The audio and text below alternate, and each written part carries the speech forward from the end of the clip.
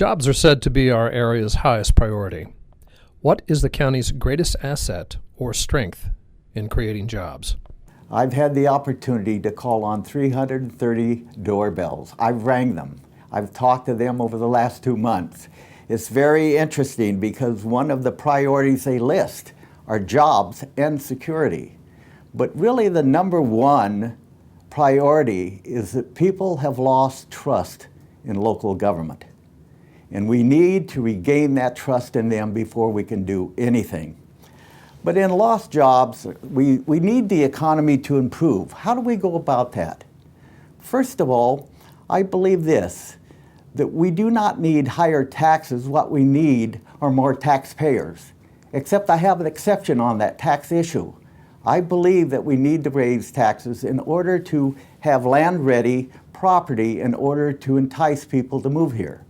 Now, I also want to point out, I believe this can be done without interfering with agriculture. Agriculture is our major economy today. But I believe it can be done, but it has to be done with working with people rather than trying to tell them how to go about it.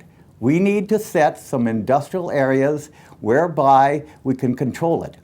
And agriculture will not have to compete on those properties. Let me give you an example. What I'm concerned about is that in 25 years from now, agriculture is only approximately 2% of the population. As the population grows, they're going to outvote ag. So in order to protect ag and provide jobs today, I believe it is wise to set some industrial areas apart to control it.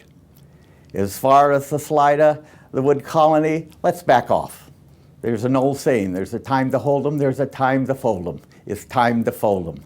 And I believe that we should go on to other areas and sit and talk to people on how we can work together to accomplish it. We don't go in and tell people how they have to live on their property, what they can do or what they can't. Agriculture is our primary asset, but we need more diversity. So let's prepare and work with people to develop some industrial areas whereby we can create new jobs. And if it's done right, we can have our economy, and with more jobs, we also can have our strong economy in agriculture. Jobs are said to be our area's highest priority. What is the county's greatest asset or strength in creating jobs? Our county's strongest asset is being located in central California. We are right in the middle of it. There are big areas on both sides of us, but this is the middle of California. As far as getting goods to market, we've proven our ability with moving agriculture to different parts of the state. So we've shown people this is absolutely a place that you can transport your goods to market. So we should be an ideal place for folks to look at relocating their industry. We have the current corridor in our future, so that looks like a real positive for us and bringing jobs to Stanislaus County. I know we've had Amazon, we've had Kohl's, and a lot of warehouses out on Highway 5. So we're going to kind of continue that trend. I'd like to see the next industry go down the current corridor. Public safety has suffered during the recession. Outline a program that would make the county's residents feel safer. We've had to reduce security with our law enforcement people. I believe that our sheriff has done a wonderful job in addressing the challenges that we have under the circumstances. We have the realignment the state has given us and where they're returning some of the criminals back into the community. This county has been able to be successful in getting grants to build new facilities where the state is releasing to us on the county. We're trying to address what the state has asked us to take over. They were not successful, but they're dumping it on us. And so consequently, people are feeling very insecure. As I mentioned before, I believe one thing.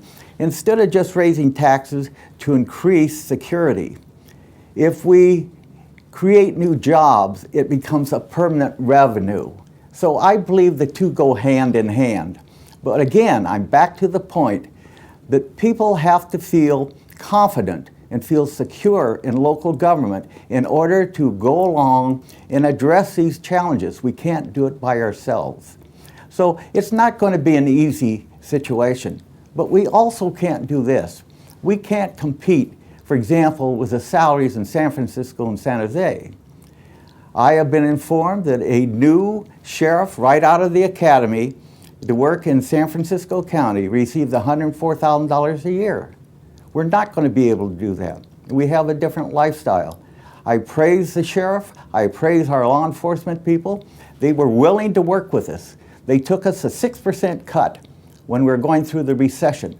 So we need people, and we have people who are willing to address the issue, and that's the caliber and type of people that we're looking for. There is no simple answer, but we will continue to turn it over, and we need your confidence in order to accomplish that.